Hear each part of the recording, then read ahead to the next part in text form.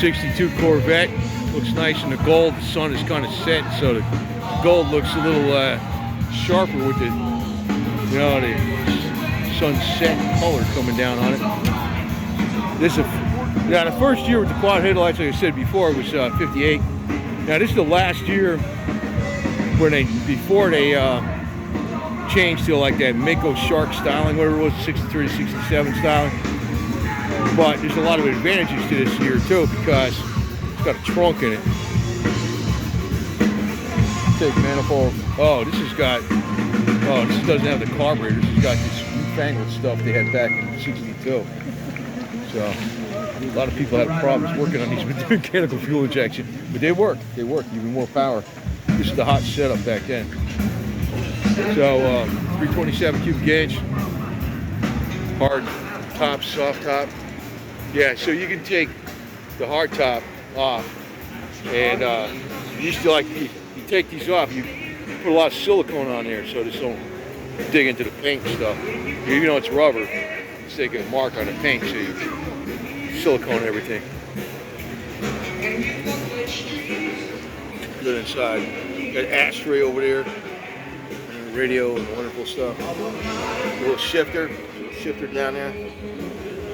Set of gauges right there. The tachometer's right where you can see it real good. You got a trunk in this thing, which is way better than '63. You had the same styling in the back. They got rid of the trunk, you know.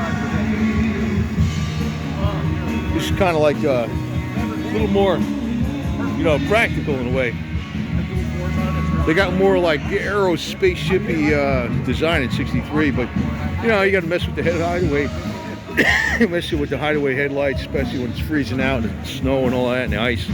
And then you know, you didn't have the trunk, you know. So but back then, you know, you're talking snow and ice. People used to drive these cars in the wintertime.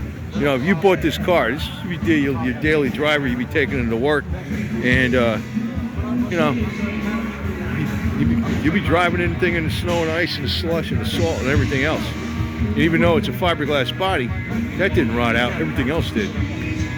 But you know, people that back then didn't know about, like, you know, products they could use for rust prevention, except for Z-Bark. But you know, with the internet today, you know, people knew this stuff. These cars would all be on the road today, because you know, rust even got to these cars too, because even had a fiberglass body. Now, on a Corvette, they also had a body seam. These would have been. This is all cleared up. Would just joined together. There'd be a body seam there. It'd be like a little thing about this big. You'd see that, like a little indentation. Not really noticeable, but it was there. This is in there because that would be from the factory. And even the fiberglass, so you'd have to sometimes change the fiberglass just to the cracks. You'd be filling them in, but sometimes even the fiberglass would get old. Sometimes these may not be 100% original fiberglass. We don't know.